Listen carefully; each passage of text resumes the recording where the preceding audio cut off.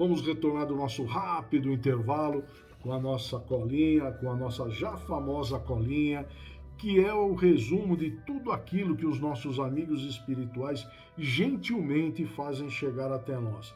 Graças a eles, a paciência que eles têm conosco, esse material chega até nós para que possamos engrandecer a nossa noite de estudo. Sou eternamente grato a todos eles que fazem chegar esse material até nós. Muito obrigado.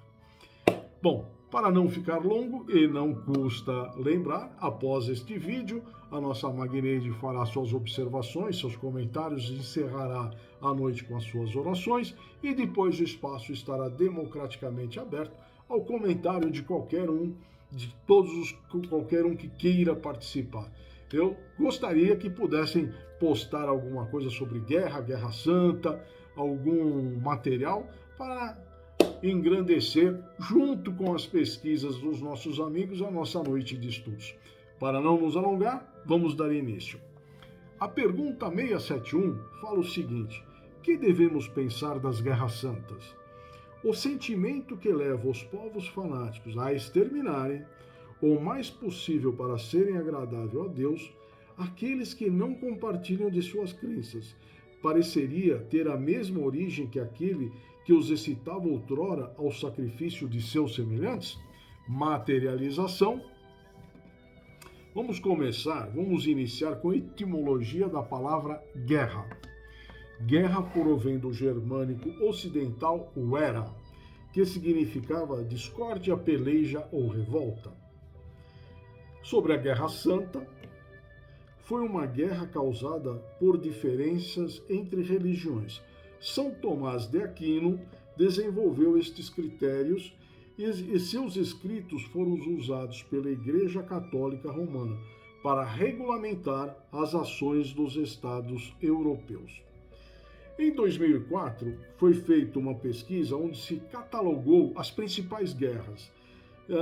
Ficou um total de 1.763 batalhas, guerras. Destas, 123 foram motivadas por religião. Uma que sempre lembramos, que acredito ter sido a principal, foram as cruzadas. Esta ceifou a vida de 3 milhões de pessoas. Outra que é muito lembrada pela sua crueldade, que de santa realmente não tinha nada, foi a Inquisição. Essa martirizou 3.000 vidas. Então, vejam, as cruzadas ceifou a vida de 3 milhões de pessoas. Há 929 anos se deu início ao maior conflito religioso, o que ficou mais conhecido como cruzadas, entre católicos e muçulmanos. Elas eram expedições militares organizadas por católicos da Europa Ocidental com o objetivo inicial de reconquistar para o mundo cristão lugares sagrados, como o Santo Sepulcro, em Jerusalém. Tá? A região era local de peregrinação para os católicos. As cruzadas, alguns estudos apontam 8, outros 9, um total de 9 etapas. E seriam as seguintes: as cruzadas popular ou dos mendigos, em 1096. A primeira cruzada, de 1096 a 99, chamada Cruzada dos Nobres, chegou a conquistar Jerusalém, onde promoveram uma matança da população muçulmana. E as outras, da segunda até a oitava, teve início em 1147 e terminou em 1270.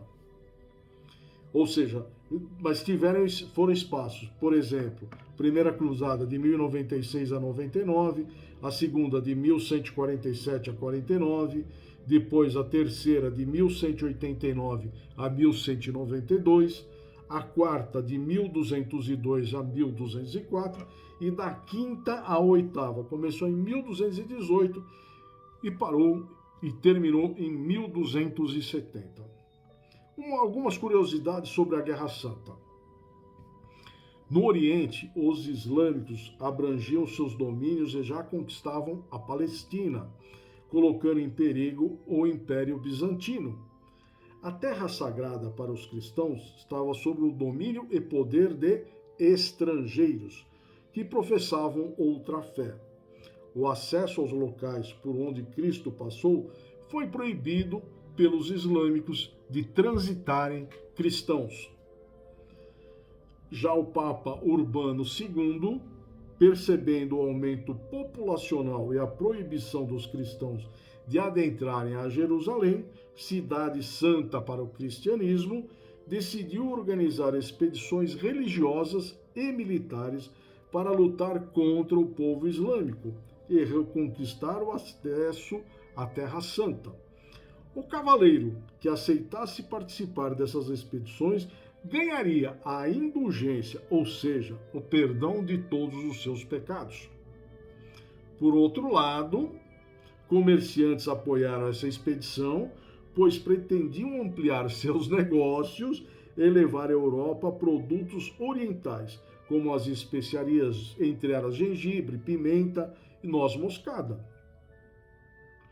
Aqui já entra mais o dedo do ser humano, né? O comerciante já viu uma oportunidade de ganhar mais um pouquinho, vamos incentivar, por que não? O ser humano sempre vê vantagem em tudo, né? Se olharmos bem, quase nada mudou, apenas o pretexto para as guerras, dias atuais. Então, como poderiam ter a bênção, a aprovação de Deus, algo como a guerra? Um mentor, as guerras entre os homens nascem da ignorância dos mesmos, antes as leis que os protegem e sustentam a vida. As guerras santas, como são chamadas no mundo, partem da barbaridade dos homens que desconhecem o amor. Essas lutas vêm de épocas passadas, e quanto mais o homem sabe na escala evolutiva, mais aperfeiçoa as técnicas de guerra. Isso é uma verdade, né? Um lembrete: somente depois que a humanidade passar a conhecer as vantagens do amor e da fraternidade, do perdão, é que irá deixando o orgulho e o egoísmo, fonte de todas essas paixões que derramam sangue e espalham luto em toda a face da terra. Podemos ir além, né? Não falamos sempre que fomos criados simples e ignorantes? O que falou mais alto? A nossa ignorância. As guerras nascem da nossa ignorância. Sem dúvida, né? Uma coletânea de pensamentos. Como conhecer o amor sem sentir o inferno do ódio? Como aprender a perdoar sem o ferrão das ofensas? Como entender o valor da amizade sem passarmos pelo sofrimento que recebemos do nosso inimigo? E assim prossegue a jornada da nossa evolução. Precisamos, infelizmente, da dor para entender o que é o amor. Da elevada esfera espiritual, se Deus quisesse nos criar já perfeitos, não precisaria nos criar, já que Ele quis nos desprender de si pelos canais de sua magnânima vontade. Tínhamos de nos individualizar e passar pelos processos para entender o significado da palavra amor. O mentor com palavras fortes. Os grandes profetas que Deus enviou ao mundo fizeram guerras e mataram, inclusive aquele que recebeu o não matarás. As guerras que notamos das necessidades do ser humano fazem parte de sua ascensão. Falar o contrário é desmentir a história. Ele fala aqui, inclusive, de Moisés. Ele quer da elevada esfera. Davi também, muitos povos vieram com os seus profetas, seus líderes, e acabaram guerreando. Por exemplo, Hitler, ele veio com o intuito de melhorar e ele foi um dos escolhidos para governar a nação, a Alemanha, e levá-la ao desenvolvimento e o povo também. Só que o egoísmo, a prepotência, a vaidade, né, falou mais alto. Não só nele, mas como tantos outros que trouxeram a guerra, que criam a guerra por algum motivo, sempre banal, né? Mas o ser humano acaba pagando por isso. Então, todos esses que provocaram a guerra foram os escolhidos de Deus, não para provocar a guerra, e sim para trazer o desenvolvimento. Mas acabam se perdendo em algum momento, né? Lutas são diferentes de guerras. Um dos significados da palavra luta é esforçar-se. Nós lutamos para a nossa evolução, pela nossa reforma íntima. O nosso corpo humano nos dá prova da necessidade das lutas, porque ele se aperfeiçoa, como, por exemplo, combater doenças. Um mentor, as guerras nos caminhos do espírita estão no seu campo íntimo, com as suas próprias inferioridades, mas são guerras a quem começa a lutar para vencer a si mesmo sofre muitas consequências dos seus gestos em busca da iluminação. Aqui eu diria, não só as guerras estão no caminho dos espíritas, mas de todos os cristãos, né? Ou de todos aqueles que almejam a evolução espiritual, encontrarmos e transformarmos todos nós para que este mundo seja de prova e expiação para regeneração. É uma batalha de cada um de nós. Uma outra visão de guerra. Jesus veio à Terra dar um grito de guerra diferente, uma guerra verdadeiramente santa, da autoeducação espiritual de todos os povos. Jesus foi e é a personificação do amor, é a luz dos nossos caminhos. Belo, hein? Vejam que interessante a observação abaixo feita por Miramês. Veio o mestre em época certa, encontrando a humanidade com certo preparo para receber a sua misericórdia. Mas antes dele, os processos de despertamento foram duros, porque duro eram os corações dos seres humanos, né? Então, isso explica um pouco também aquela fala da alta esfera espiritual, quando diz não matarás, o próprio caso de Moisés. Precisava ter pulso firme. E, infelizmente, na época que Moisés veio, teve a necessidade daquilo que ele acabou, dente por dente, olho por olho, enfim, aquela época pedia uma austeridade. Em alguns casos, tenhamos a certeza que houveram exagero, não por parte de Deus e talvez nem por parte de Moisés, mas para aqueles também que ele delegava as funções. Mas enfim, foi um despertamento, foi uma evolução, foi tempos que pode ser que pertencemos a essa época, ou não, éramos de outros povos, mas enfim. Tudo isso serve de história e caminho de aprendizado para chegarmos até aqui, onde estamos hoje.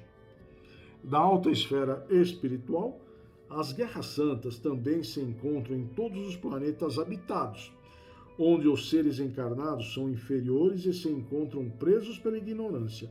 Nos mundos superiores, que já passaram por essas fases e passaram a conhecer o amor, a vida é feliz e eles se encontram em um paraíso.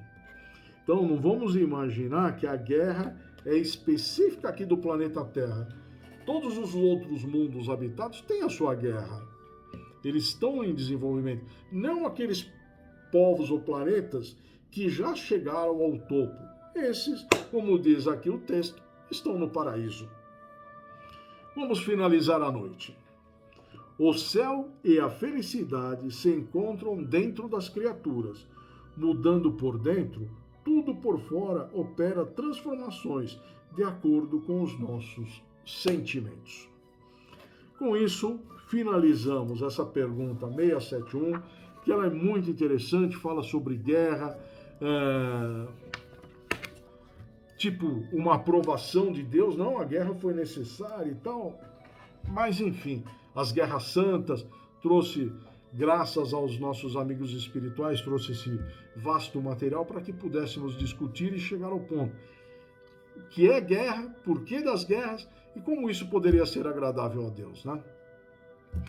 Após, Magneide fará observações, seus comentários, encerrará a noite com as orações. O espaço estará democraticamente aberto para quem quiser fazer alguma observação, colocar algum outro material. Então, meus amigos, eu agradeço a todos a oportunidade bendita que cada um me deu de adentrar as suas casas. Foi um prazer inenarrável receber cada amigo, cada irmão aqui em meu lar. Deixo um grande beijo para todos. Até o próximo encontro. Nosso será em agosto. Tchau. Fiquem com Deus. Obrigado.